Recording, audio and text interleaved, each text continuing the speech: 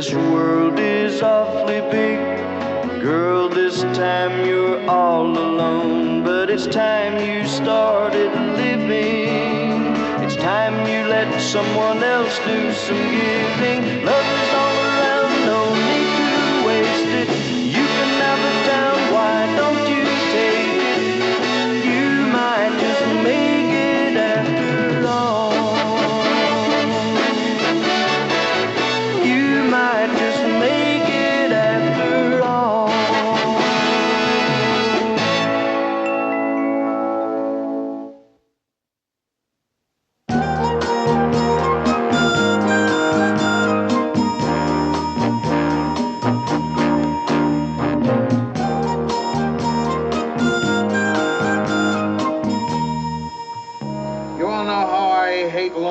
So I figure out a way to cut down on the give and take. I'll give, you take. I'm not saying there's cause for alarm, but I would like to get a little constructive hysteria going. There's a drop in the ratings. Again. How far? Go ahead, Mary, read them.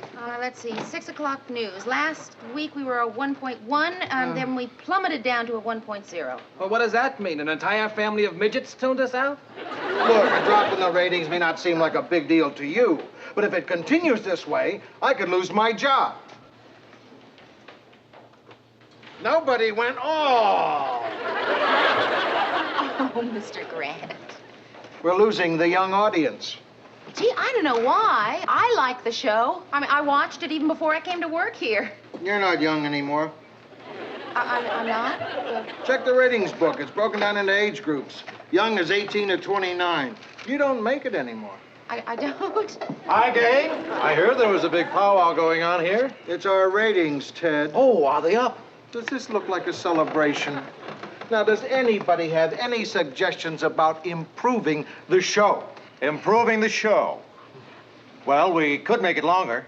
Oh, Ted, you've missed the point. If it's not doing too hot now, that would make it not doing too hot stretched out.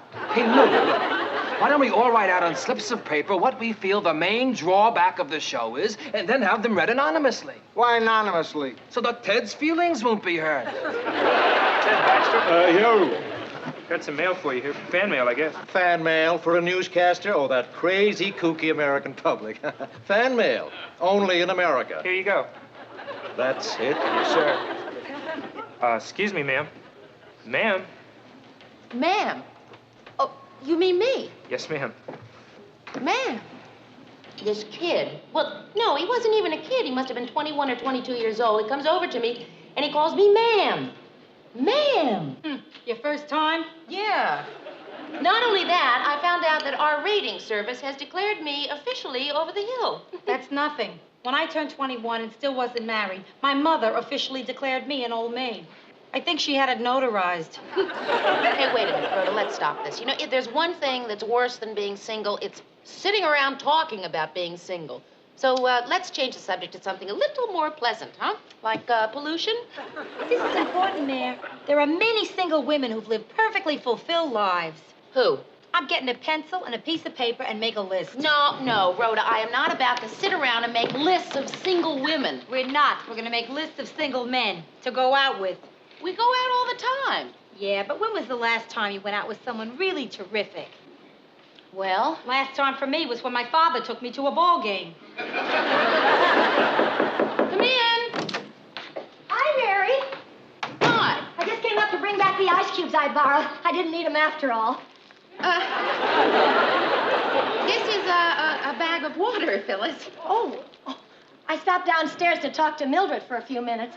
You want me to refreeze them for you? No, this is fine, thank you. What's that, a word game thing? Oh, it's nothing, really. We can do it later. We're trying to think of men to go out with. That was Rhoda Morgenstern with the 8 o'clock news. Listen, if you really want to go out with someone fantastic, look in your own backyard. Ted Baxter? Oh, no. I might have been kind of bowled over by his good looks in the beginning, but he's good-looking in that good-looking way. He always looks to me like he's posing for a postage stamp. First impressions can really be so wrong. Like Lars and me. Did I ever tell you? When I first met him?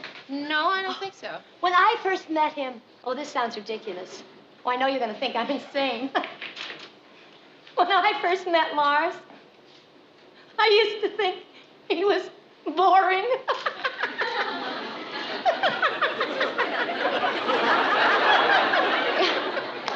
Isn't that the funniest thing you ever heard? Really, I'm serious. Of course, now we just couldn't be happier, and we've been married 10 or 11 years. Hey, come on now, let's think. What man in your life, it could have been a long time ago, or someone you just met, do you wish you knew better? Well, there was this professional dancer. Not you, silly. Mary, come on, there must have been somebody. Anyone recently? No? Well, think back then. No? Yes, there was. Remember, Mary, Howard Arnell?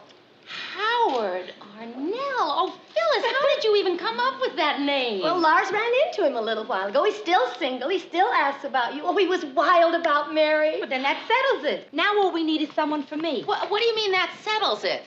Well, I have an idea for someone, but nah, it's too crazy.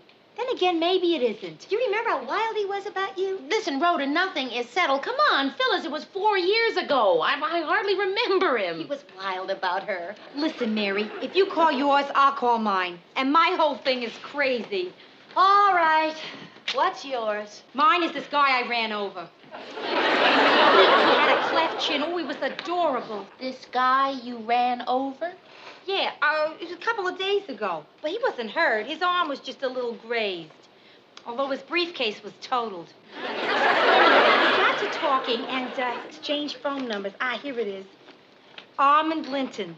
So what do you think? You don't know this man outside of hitting him with your car? No, and I know you're going to think I'm kidding, but you can really get close to someone fast when you hit him with a car. You can't just get to know someone over coffee, can you? You're not going to believe this, Phyllis, but when I first hit him, I thought he was boring. So, Mary, what do you think? Look, we're not doing a thing tomorrow night. Let's call Howard and Armand. What do I think? You want to call up a man you hit with your car, and I'm supposed to call up someone I hardly remember? There's not much to think about. I'm not going to do it. Oh, good. Bess is having her first pajama party tomorrow night, and you can come down and help. We're having 19 of her little friends over. You can even come early and help blow up the air mattresses. Well, actually, Phyllis, I didn't say that I was definitely not going to call Howard, but, you know, if I don't, then I'd be glad to come and help you blow up the 18 air mattresses. 19. Yeah. Oh, and I won't be there. My mother's going to take care of the kids. Lars and I, we're going to spend the night in a hotel. Right here. Right here. Howard Arnell. Now, come on, Mary. We both said we have nothing to do tomorrow night. Oh, Rhoda. 19 little friends. Oh. 19 air mattresses. All right. We'll make it for drinks, not dinner, okay? Good. It'll be a little easier that way. What'll I tell him, 8:30? Perfect. Hello, Howard? Well, you'll never guess who this is. Well, that's uncanny. I mean, it's been 4 years. Oh, is that right? 4 years, 3 months, and 2 weeks. Yeah, you're right, Howard. There is a lot to talk about. Actually, that's why I'm calling. I'm going to have a little gathering at my house tomorrow night about 8:30, and I wondered if you could come. Oh, good. The address is 119 North Weatherly. Right. So, I'll see you then. What? Well, oh, Howard, it's sweet of you to offer, but, no, I have enough chairs. No, glasses aren't any problem either. So. Well, listen, Howard, I've got to get off the phone. I have something in the stove. What? Oh, Howard, that's sweet of you to offer. At your place? No, it's no problem. Howard, listen, I've got to go.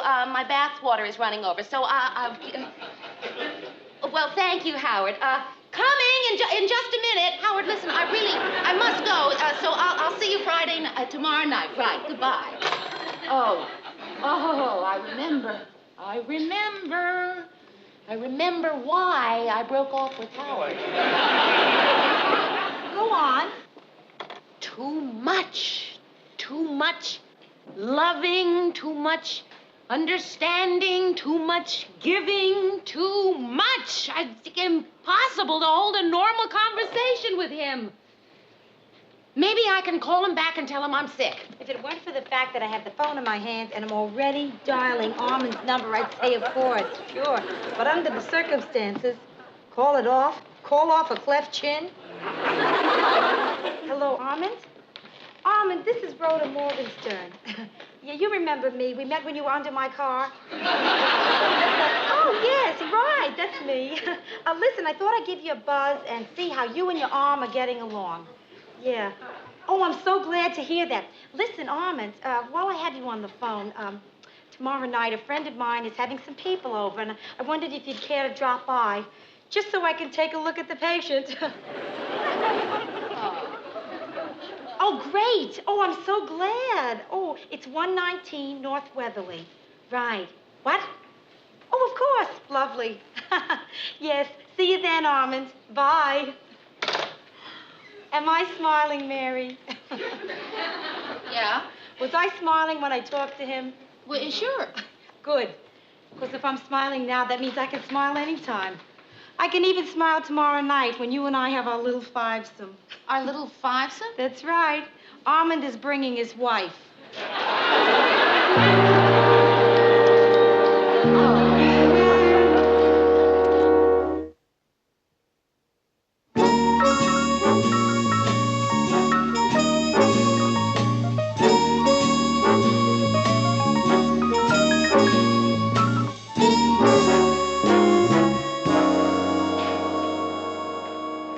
Mary, are you sure this looks okay? I feel so fat. Yeah, it looks fine. You think this munchy stuff is enough? Everybody will have eaten dinner. Oh, that's just right. How can you gorge yourself like that and stay so skinny? I'm going crazy with hunger. Well, eat something. I can't. I gotta lose 10 pounds by 8:30. This dress is all wrong, Mayor. I wonder if I should have worn my pantsuit. Maybe I should call my date, see what his wife's wearing. You really had no idea, no hint at all that he was married? No idea at all. But I'll tell you, I was thinking about it this morning, and I don't feel strange in the least about going out with the divorced person. What do you mean divorced? He's married. Now he's married. And suppose now he's happily married? You know, sometimes you're very depressing. Boy, I wish they'd get here.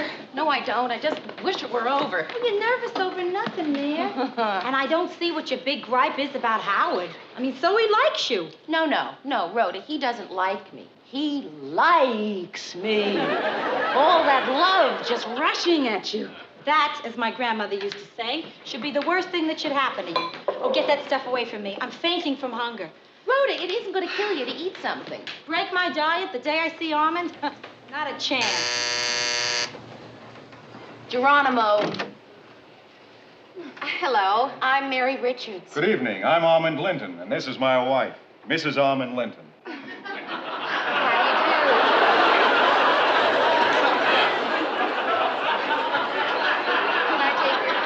you very much. Oh, just call me Nancy. He loves to call me Mrs. Armand Linton. We've only been married for 3 weeks.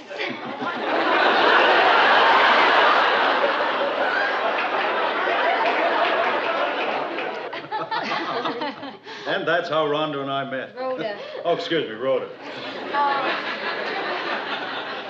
Armand and I think it's just wonderful of you to have us over. I mean, considering how you met. I mean, I think it's just super that we should all be good friends. Isn't it? When I ran over Armand, I never dreamt I'd find myself a new girlfriend, Nan.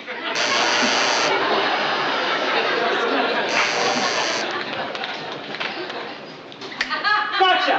Oh! Howard? Yeah, I just had to get that on film after all these years. Oh, man. Oh, Mary. Oh, Howard. I can't believe it. Mary Richards! Yes. It's so good to see you, Howard.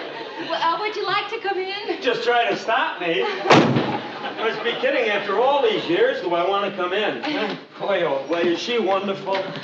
Allow me to introduce myself. I'm another person in the room. Rhoda, Mr. Morgenstern. Oh, Howard Arnell. How do you do? And this is my date, Mr. and Mrs. Armand. Excuse me, I strained my arm. Can I get you a drink? Oh, sure, Mary. The usual. The usual? Yeah. Scotch and... Scotch and soda. Yeah, I knew you'd remember. Oh, Mary, I just can't get over how you look. Terrific. A1 terrific. Isn't that little gal there the most gorgeous thing on the earth? Isn't she? Oh, I'm supposed to answer that. Oh, yeah, sure. She certainly is, A1 terrific. Yeah. Howard, that's very nice of you to say, but really... Oh, no. Come on. Who's more gorgeous than you? Oh, Howard. No. Name one person. Lots of people. Who? Well, there's... Her. Well, after all, beauty is in the eye of the beholder, right? I mean, Mary is great looking and Nancy's gorgeous. Rhoda's nice looking, too. Yeah. Faye, guess how long it's been since Mary and I saw each other? No, come on, just take a pot shot. Howard, they're not interested in guessing how long it's been. Oh, well, all right. I'll tell you. The last time I saw Mary was the 4th of July, 1966. Oh, and you remember it because it was Independence Day. No, because it's the last time I saw Mary.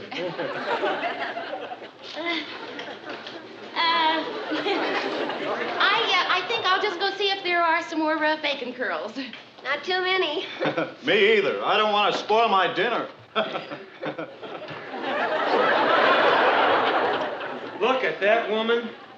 Boy, are we in for a treat. You are looking at the greatest little gourmet cook in the Western Hemisphere. Rhoda, could I see you in the kitchen for just a moment? Excuse me, Armand. Certainly. And Nan. Oh, and Howard. Rhoda, I thought 8:30 so obviously meant after dinner. Maybe you can whip up something quick. Whip up something quick. Right. Yes, I can whip up a carrot. I can whip up a baked potato. Nothing. The only thing I have in my refrigerator is a light bulb. Well, I'm just going to have to go out there and tell him. What else can I do? So I don't know what should be cooking. Either a chicken in a pineapple shell or duckling with wine sauce. Listen, everybody, on the subject of the duck in the wine sauce, there's been a kind of an interesting situation, and the situation is that you thought that this was for dinner, and of all things, it's not. Oh, you're saying this isn't for dinner? Well, no, I'm not saying that. Yes, that's what I'm saying. Well, it really doesn't matter. I mean, it really doesn't matter because... Well, because we've eaten.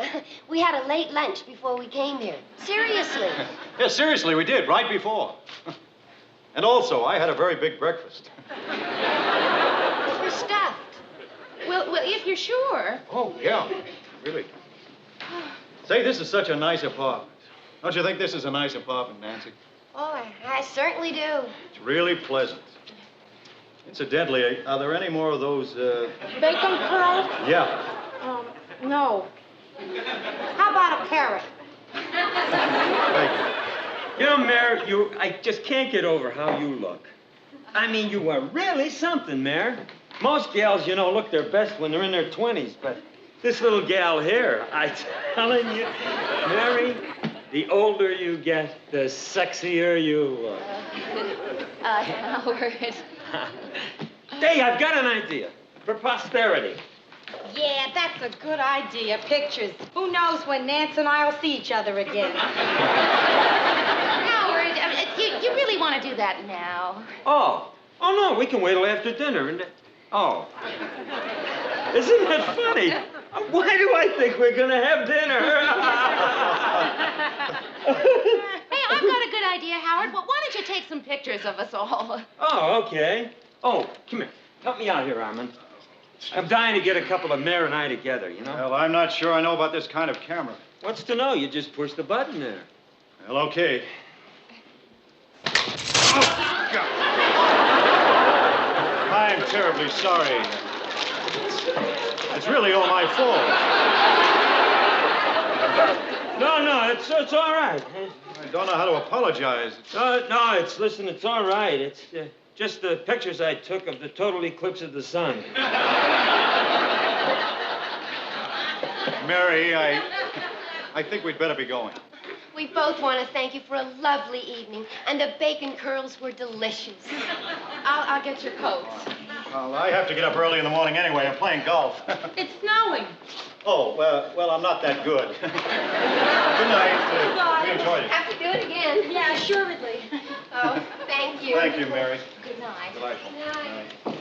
The next total eclipse in Minneapolis is in 2099. No kidding. Yeah. Well, of course, there's a partial in 1979. That's only 9 years. Excuse me, please. I'm going into the kitchen, and I'm not coming out until I find something edible. Mary, you're not tired or anything?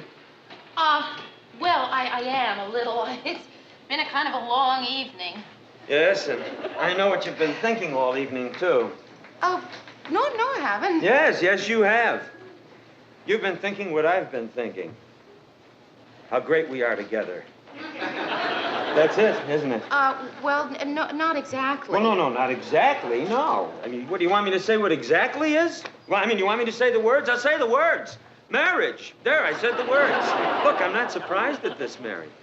You're a woman. You have a right to expect something to come of this. No, Howard, I don't think I have that right.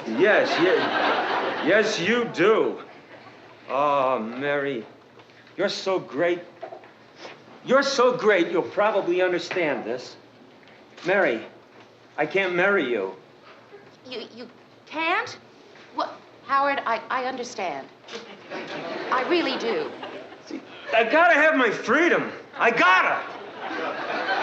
See, the way things are now, Mayor, I'm free just to pick up and go whenever I please, wherever I please. I mean, the sky's the limit. I get the desire to jet up to Duluth. One phone call. That's it. I get the urge maybe to spend a weekend in St. Paul. That's done. See, I can't be tied down. You do understand, don't you? Oh, Howard, I really do. I understand. No, I don't think you do understand. Yes, I do. See, I'd just be hurt, and you're saving me from all that hurt. I mean, wow, I never knew anyone who saved me from so much hurt. I better go. Even the sound of your voice makes me crazy. If you say one more word, you'll make me change my mind. Where's my coat? Mary Richards. Little Mary Richards. Say, Mary, you know something? I'd like to have something of yours, you know, to remember tonight. Oh, no, come on, that's too nice. Here, let me pay you for it. Oh, no, Howard, really, it's broken. I mean, it needs flint and it leaks fluid. Come on, tell me, insist. 10, 20, 28. Howard, please, just take it. Thanks, Mary. Mary, no goodbyes, huh? Right. Goodbye, Mary. Goodbye. Goodbye.